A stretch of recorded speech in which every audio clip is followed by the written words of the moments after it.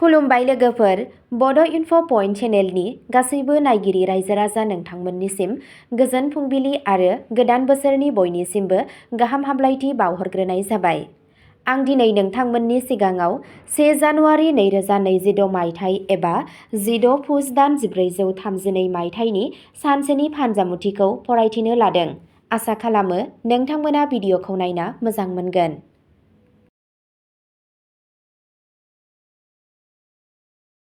गिबियावनो दङ मेष राशि। गोदान बोसोरनि जागायनाया थुलुंगाखांनाय आरो गावजों गाव फोथायनायजों बुंफबनाय जागोन।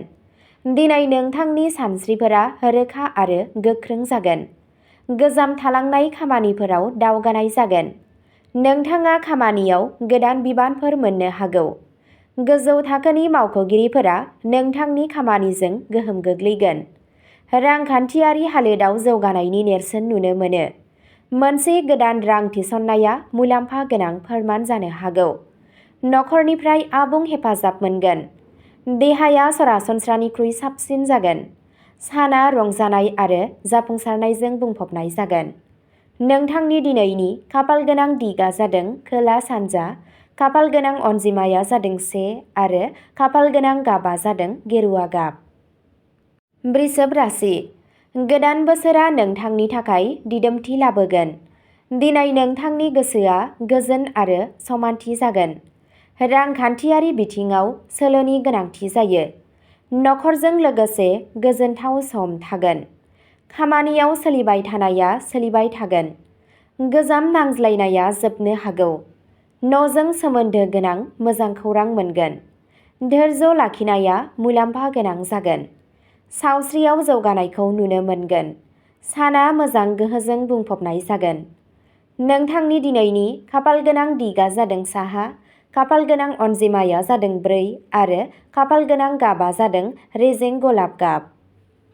मिथुन राशि। दिनै रायज्लायनायनि गेजेरजों जाफुंसार जागोन। गोदान बिथांखि लानायनि बेयो थि सम। फालांगियाव गोदान खाबु मोनगोन। मेल मिटिंफोरा मुलाम्फा गोनां जागोन। दावबायनायनि खाबु दं। नोंथाङा लोगोफोरनिफ्राय हेफाजाब मोनगोन। खामानिया गोख्रै खारगोन। गोसोआ गोसो गुदुं आरो सांग्रां जागोन। रांखान्थियारि थासारिया समानथि थागोन। साना दावगानायखौ दिन्थियो। नोंथांनि दिनैनि खाफालगोनां दिगआ जादों सोनाब, खाफालगोनां अनजिमाया जादों 6 आरो खाफालगोनां गाबआ जादों रेजें गोमो गाब। कर्क राशि। गोदान बोसोरनि गिबि साना गोजोन लाबोगोन। न'आव आरो नखरजों गोजोन आबहावा थागोन। गोसोआरि महरै नोंथाङा गोख्रों थागोन। सिगांनि मोनदांथिफोरा मुलाम्फा गोनां जागोन। खरसाखौ सामलायनाया गोनांथार। रांखान्थियारि बिथिङाव सांग्रां जा। नोंथाङा खाथिनि सुबुंनिफ्राय हेफाजाब मोनगोन। गोसोआ खुसि आरो दिदोम थागोन। ध्यान आरो आरज गाबनाया मुलाम्फा गोनां जागोन। साना मोजां इसारा होयो। नोंथांनि दिनैनि खाफालगोनां दिगआ जादों सा सानजा, खाफालगोनां अनजिमाया जादों 8 आरो खाफालगोनां गाबआ जादों गाइखेर गुफुर गाब। सिंह राशि। दिनै नोंथांनि फोथायथिया थिखिनियाव थागोन। दैदेननायनि रोंग'थिया जौगागोन। मान आरो सिनायथि मोननायनि खाबुफोर दं। नोंथांनि हाबाथिलियाव मोनसे गोदान सिनायथि गायसनगोन। रांखान्थियारि थासारिया गोख्रों जागोन। गोनांथार थिरांथाफोरा जाफुंसारगोन। नोंथाङा नोंथांनि नखरनिफ्राय हेफाजाब मोनगोन। नोंथाङा मोनसे गोदान मावथांखि जागायनो हायो। सावस्रिया मोजां थागोन। साना जाफुंसारनायजों बुंफबनाय जागोन। नोंथांनि दिनैनि खाफालगोनां दिगआ जादों सानजा, खाफालगोनां अनजिमाया जादों 9 आरो खाफालगोनां गाबआ जादों सनानि गोमो गाब। कन्या राशि। नोंथाङा नोंथांनि खस्थ'नि आबुं फिथाइखौ मोनजेनगोन। गावनि खामानियाव आब्रुथि लाखि। डकुमेन्टारि हाबाया जाफुंसारगोन। रांखान्थियारि बिथिङाव जौगागोन। सावस्रियाव मोजां सोलायनाय फैगोन। गोसोआ एकाग्रत आरो गोजोन थागोन। मोनसे गोदान बिथांखिनि सायाव खामानि जागायनो हागौ। लोगोफोरा हेफाजाब होगोन। मोनसे फिसा मुलाम्फा मोनसे गिदिर मुलाम्फा लाबोगोन। साना दावगानायखौ दिन्थियो। नोंथांनि दिनैनि खाफालगोनां दिगआ जादों खोला, खाफाल गोनां अनजिमाया जादों 5 आरो खाफाल गोनां गाबा जादों गोथां गाब। तुला राशि सोमोन्दोफोरा गोदै जागोन। बाहागोदारि खामानिफोरा जाफुंसार जागोन। रांखान्थियारि समानथिखौ लाखि। नखराव गोजोन थागोन। गोसोआ खुसि आरो रेजें जागोन। सोरजिलु आरो आरिमुआ बांगोन। लोगोफोरनिफ्राय मोजां खौरां फैगोन। खामानियाव जाफुंसार जागोन। गोदान बोसोरा गोदान मिजिंफोर लानानै फैगोन। साना गोथार आरो समानथि गोनां जागोन। नोंथांनि दिनैनि खाफाल गोनां दिगा जादों सोनाब। खाफाल गोनां अनजिमाया जादों 2 आरो खाफाल गोनां गाबा जादों अख्रां निला गाब। वृश्चिक राशि दिनै जाफुंसारनाया सोलोजों फैगोन। आन्थोरारि सानथांखिफोरा जाफुंगोन। रांखान्थियारि बिथिङाव सांग्रां जा। सहायनाय आरो संयम लाखिनाया गोनां। खामानियाव गोसो हो। नखरनिफ्राय हेफाजाब मोनगोन। मोनसे गोजाम नांज्लायनाया जोबनो हागौ। खोमसि फोथायनाय जानानै थागोन। सोलोजों थिरांथा ला। साना मुलाम्फानि इसारा होयो।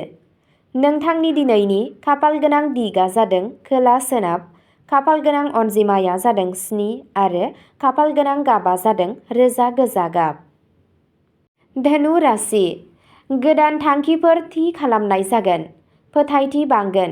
खामानिनि फारसे गोसो गुदुं जानानै थागोन। लोगोफोरनिफ्राय हेफाजाब मोनगोन। दावबायनाया मुलाम्फा गोनां जानो हागौ।